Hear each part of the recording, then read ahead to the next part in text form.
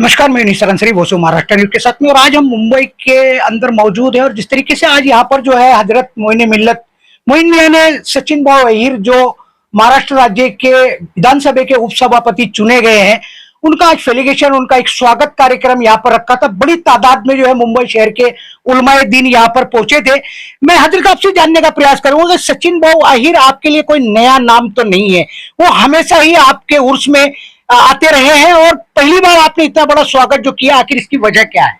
देखिए, विधानसभा के deputy speaker चुने जाने पर सचिन आहिर साहब को मुबारकबाद पेश करने के लिए आज ये इस्तकबालिया रखा गया था।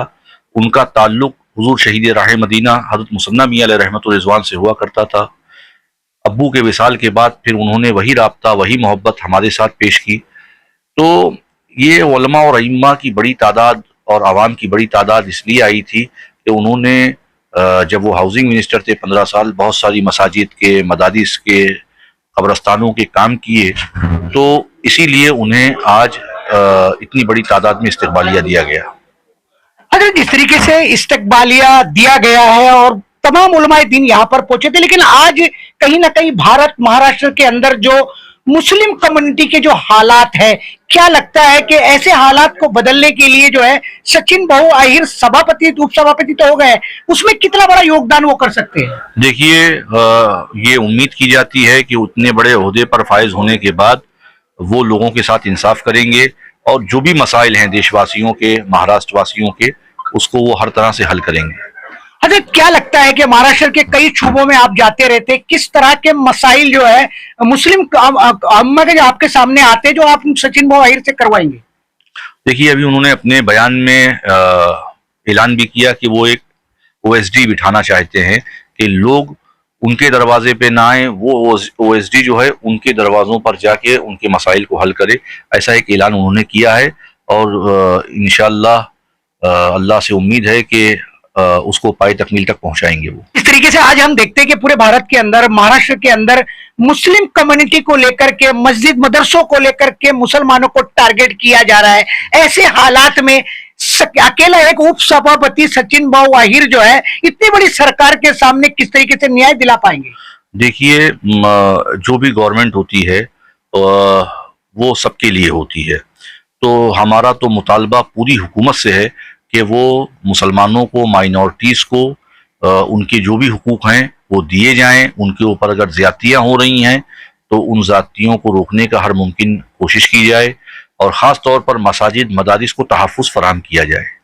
चलिए, जिस तरीके से हजरत मोइन मियां ने बड़ी तवक्को जो है सचिन भाऊ अहीर से रखी है, काश अल्लाह करे ऐसा हो जाए कि सचिन भाऊ अहीर के बारे में जितनी बातें आज कही गई, उनके फेलिगेशन पे, उनके स्वागत के ऊपर, कहीं ना कहीं सरकार को भी जो स्पेशल तरीके से मुस्लिम कम्युनिटी को, मस्जिद मदरसों को, दरगाहों को टारगेट करने का काम करते हैं और अपनी राजनीति को चमकाने का काम करते हैं, मुझे तो ऐसा लगता है कि सचिन भाऊ अहीर जैसे एक सुलझे हुए नेता से, जिनसे मुस्लिम समाज इतनी बड़ी तवक्को रखता है, वो उनसे कहीं ना कहीं एक ट्यूशन तो लेना चाहिए। इसी को लेकर के हमने कुछ सवालात जो है सचिन भाऊ अहीर से भी पूछे हैं। देखिए सचिन भाऊ अहीर जी ने इन सवालों पर क्या जवाब दिया।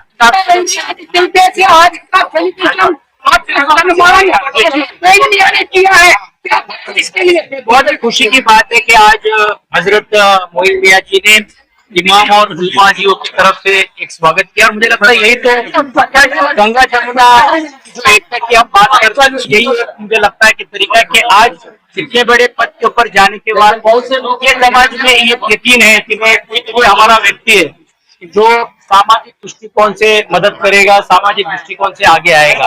और इसलिए आपने देखा होगा कि मेरे भाषण में मैंने वही कहा कि समाज के नाते जो समस्या आती है तो शासन के दरबार में लाकर जाने की कोशिश होनी चाहिए। सारी योजनाएं जो है राज्य सरकार की है, लेकिन वो अब तक लोगों तक नहीं पहुंचती है।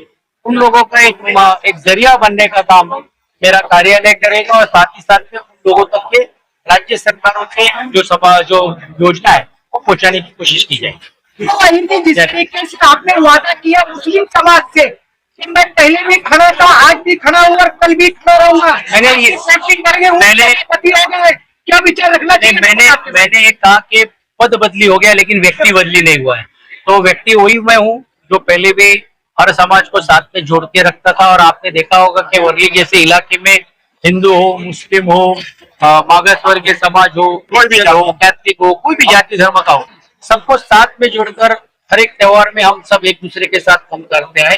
इसलिए आज भी मैंने यही यकीन दिलाया कि पद बदली हुआ है लेकिन व्यक्ति बदली नहीं हुई। आपकी विधानसभा से भी तमाम जो मस्जिद के इमाम है वो लोग भी शामिल हुए थे, बम्बई के तमाम उलमा और आइम्मा यहाँ मुझे बहुत खुशी है कि मैं अपने आप को खुशनसीब समझता हूँ और ये हजरत मोइन मियाँ जी का प्यार है, क्योंकि एक पारिवारिक संबंध मेरा उनका आज नहीं तो मुसन्नी हजरत मुसन्नी मियाँ जी से साथ में रहते आया है।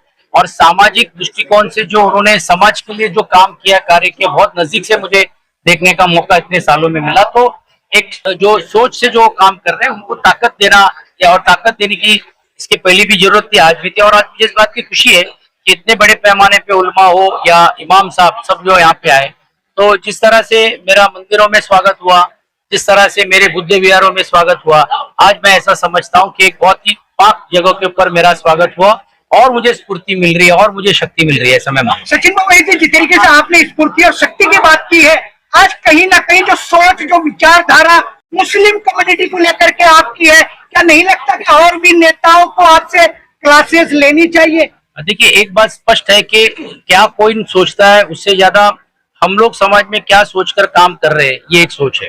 और मैंने मानता हूं कि देश में हो या राज्य में हो, ऐसी सोच है। इसमें कुछ ऐसी शरारत करने वाले लोग जो होते हैं, जो समाज में तेढ़ निर्माण करने का काम करते हैं। मैं ऐसा मानता हूं कि हमारे जो नेता एकनाथ शिंदे जी है, जो थाना जैसे इलाके में काम करते हैं, आज वो जो सोच से काम कर रहे हैं और उसी सोच से सभी समाज को साथ में जोड़ना, ये हमारा फर्ज है। और उसके तहत ही जैसे मैंने कहा कि एक दूसरे को शक्ति देना जरूरी है। सचिन बाबू जी, एक सवाल आखिरी में आपसे ले लूंगा कि जब इलेक्शन की बारी आती है तो सारे नेता, सारी पार्टियां मुसलमानों की हितैषी बनकर सड़क पर आ जाती है, तो उस समय एकनाथ शिंदे जी क्या करेंगे? देखिए, एक बहुत अच्छी बात है कि अभी कोई चुनाव सामने नहीं है और अब मेरे पास 3 साल का कार्यकाल है जो हमारे नेता ने दिया है। और मैं ऐसा मानता हूं कि इस 3 सालों में सभी समाज के लोगों को न्याय देना, फिर जो मुस्लिम समाज के हो, मागास वर्गीय समाज के हो, ओबीसी हो, मराठा हो, मैं घटनात्मक पद के ऊपर हूँ और मेरी ये जवाबदारी है घटनात्मक पद के नाते से शासन और प्रशासन इसको साथ में लाकर लोगों के मसले जो है वो छुड़ाना चाहिए और वो छुड़ाने की मैं पूरी ईमानदारी से कोशिश करूंगा।